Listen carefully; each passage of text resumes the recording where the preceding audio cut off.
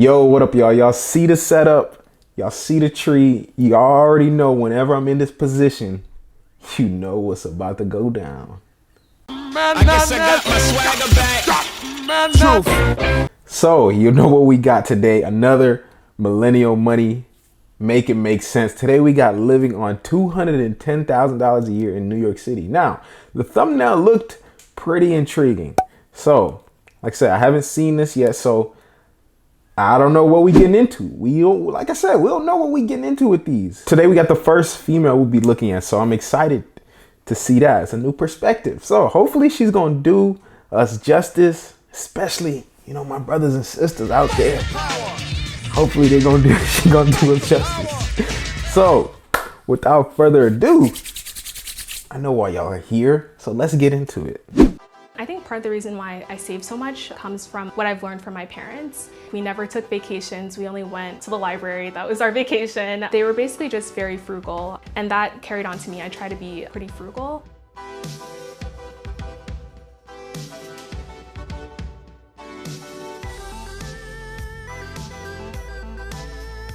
Hi, my name is Bukola Ayodele. I'm 25 years old. And I make $210,000 every year and live in New York City. Okay, her name is, sorry, I had to stop it. I just noticed this, but she is definitely African. If I had to venture, I would say Nigerian with that name. So with that being said, I automatically already have a new perspective on how this is going. I know exactly where this is going. I'm a software engineer working in the fintech space. I'm building tools and applications for engineers.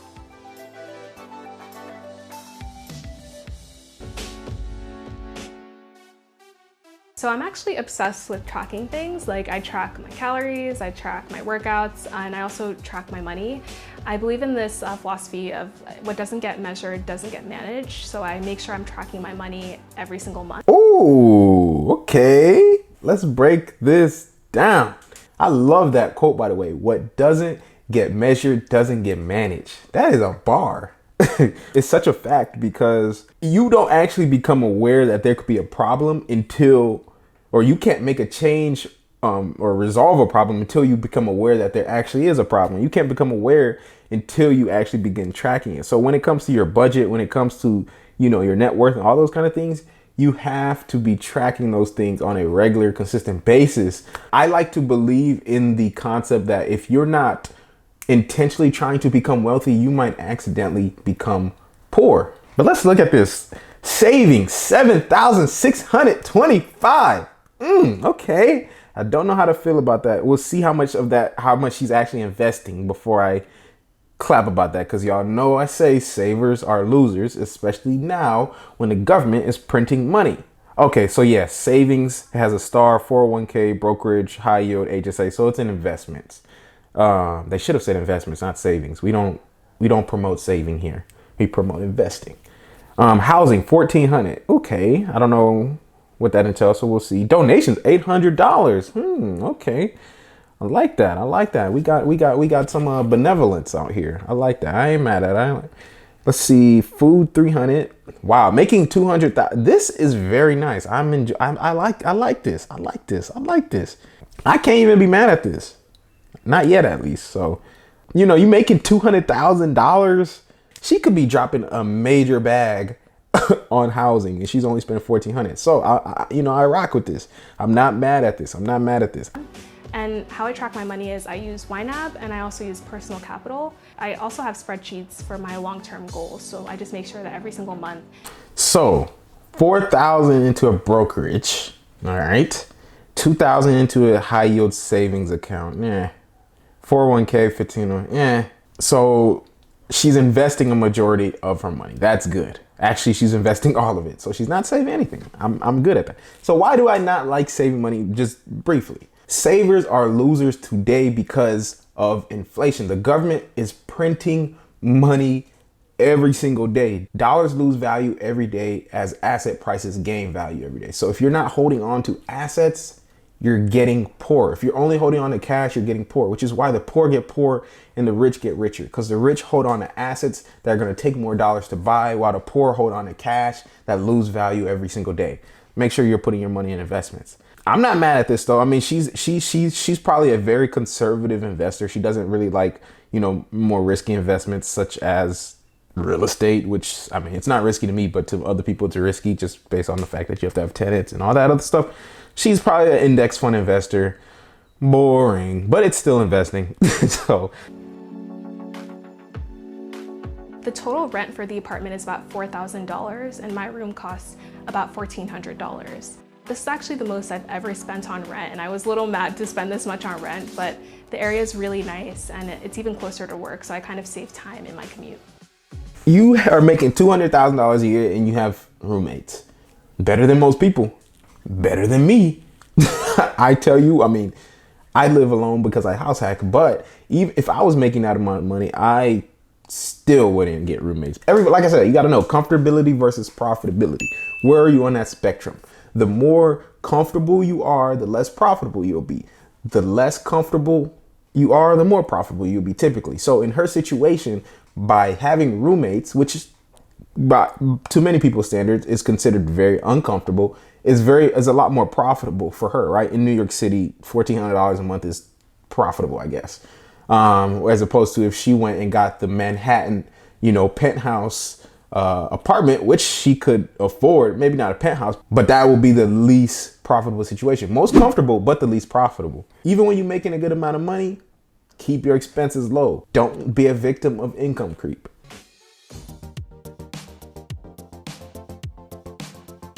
So I was born in Nigeria and I moved here when I was 6 years old. And we moved into like an inner city neighborhood when we first got here. And my parents really hustled and worked hard to get us to a better neighborhood. Growing up, my parents really valued education, and they really pushed my sister and I to pursue very traditional career path. In our house, we had a saying that you could either be a doctor, a lawyer, or a disgrace. I actually majored in political science in college with the hopes of becoming a lawyer, but after working in a law-related field, I realized that this was not for me. So I looked back at classes in college that I really liked, and one of the classes I really loved in college were my computer science classes.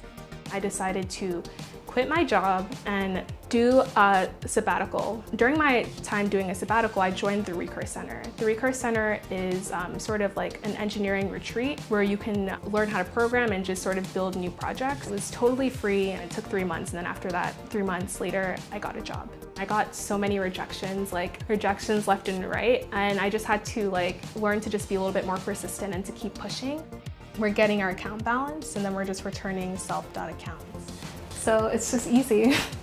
Okay, so I 100% know exactly what she meant when she said you could be a doctor, a lawyer, or a disgrace when you come from an immigrant household, right? It's such a conundrum, especially whenever that is your reality growing up, because for those that don't know, so I grew up in an immigrant household in which that very same philosophy was the same philosophy that was preached to me. Education is the pinnacle of everything, number one. And if you're not going to be a doctor, lawyer, engineer, or something like that, then, you're wasting everybody's time and money at that. It's so unfortunate because it's with the knowledge and the obviously revelation that I've had now in terms of man, you a doctor, you a lawyer, you're an engineer, it doesn't matter. You're still a 9-to-5 slave. I mean, I imagine her parents probably funded her education just because that is something that's typical in immigrant culture, where the parents take on the burden of funding the children's education. That's what happened for me and my sisters growing up. I didn't have to graduate with college debt. I'm sure she didn't. And so that's why I kind of, you get that ultimatum of, look, you either do this or you don't do anything else. So, but it's like I said, it's just unfortunate because it's I could go be an engineer like I am, and you could make whatever 6 figures, but at the end of the day, it's you still don't own anything. You don't own that company. You don't own that job. It's just a job. You can't pass it to your kids. But shout out to her for becoming a self-taught software engineer. That is super dope. And that just goes to show the times we live in. You do not even need to go to a university to make $200,000, even in a 9-to-5. You can teach yourself today how to be a software engineer. I love this. Dang, I might need to find her. can be kind of a little isolating to be the only Black woman, but I really just try to connect with other Black women and people of color in the software engineering space. I've been stopped like a bunch of times from like entering my job because like they thought I just didn't work in the building. It's just crazy that things like that happen. Tech and software engineering is a really great career path. You get to work on really amazing projects and you can earn a really good living doing this.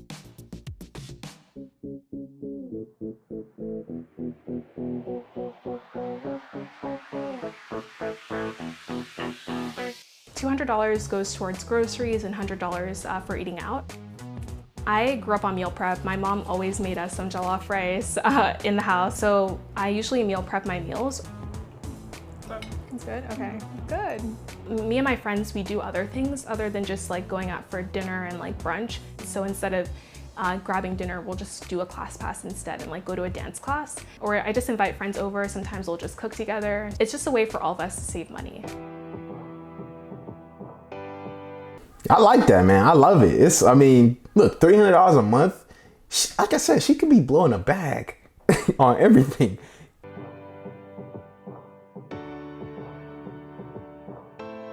I only left school with about $7,000 in student loans was because of two factors. The first factor was the fact that I got needs-based financial aid from my college so that my tuition and room and board, half of it was paid and covered for by my school. The other half was covered for by my parents. And they gave me probably one of the best gifts that I've ever gotten, which is the gift of a free education. They took on the burden of carrying like our loans, but they were able to pay it off through just being really frugal. What did I say? And whenever you grew up in an African household, your parents pay for your school, and you know, that trade-off is that you had to become a doctor, lawyer, engineer. So there you have it.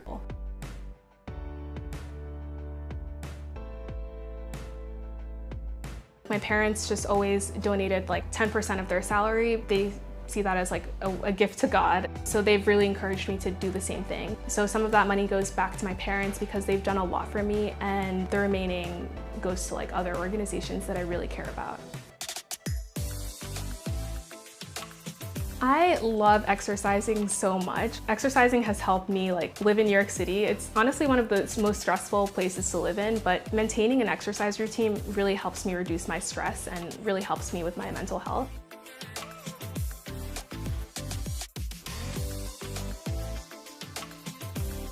And she in the gym too. Ooh, I might have to hit the DMs. Hey, y'all think she rocking with me? Let me know in the comments if y'all think she rocking with me. I really love spending money on beauty. For me, my beauty budget entails like sometimes I get my nails done, sometimes I get sugared. I also really like hair extensions and buying new clothes. So I try to keep my beauty budget at about $300 every month. I try to be pretty frugal. It's funny because like when I first graduated from college, I was living paycheck to paycheck on my first salary, and it wasn't because I was making like too little, it was just because I wasn't being smart with my money. And it wasn't until like I wanted to leave my job that I realized the importance and the power of having savings. One of my long-term financial goals is to FIRE. I'm a huge fan of the financial independence. It's a really amazing movement. I don't necessarily know if I'm definitely hitting her DMs now. She just speaking my language now. That's my love language. You talking retired early? Financial freedom? Say no more. I want to retire early, but it would be great to be financially independent.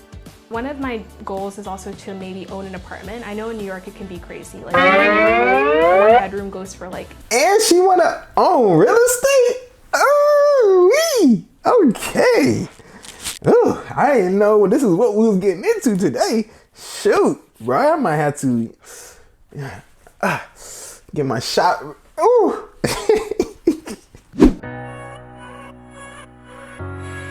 I didn't really grow up getting to take international trips. We only traveled like to the libraries, so I kind of like do it to the max now. So I try to take one international trip every year with my boyfriend. Boo! I take girls trips with my friends. I'm also in a long distance relationship, so that like flying back and forth from New York to LA also adds a little bit more into my travel budget. The most important lesson I've learned about money is that like money can just give you a lot of opportunities, a lot of options. Like in New York City, you're just constantly surrounded by like people who are extremely wealthy, but also people who are extremely poor. And then going to the college that I went to, like I went to school with kids whose parents were millionaires and billionaires. So I could actually see like how money can give you like options and opportunities and the things you don't have to think about when you have a higher income. So that's part of the reason I try to work as hard as I can, just so I can also give myself and my family those opportunities.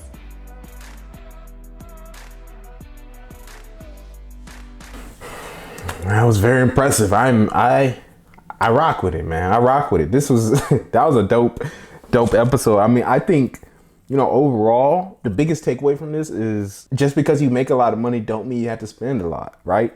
That is how you get ahead, because then the difference between what you spend and what you make will increase, meaning you can invest more and more, meaning you can build your wealth. Whether you are investing into real estate, whether you're investing into boring index funds, whether you're investing into your own business, whatever it is, the goal is to be able to have as much investment capital available as possible so that you can scale that wealth, right? And you can only do that if you live below your means, even as your wealth or as your income continues to increase, man. That is that is always going to be the number one principle of personal finance, living below your means, even as your income increases.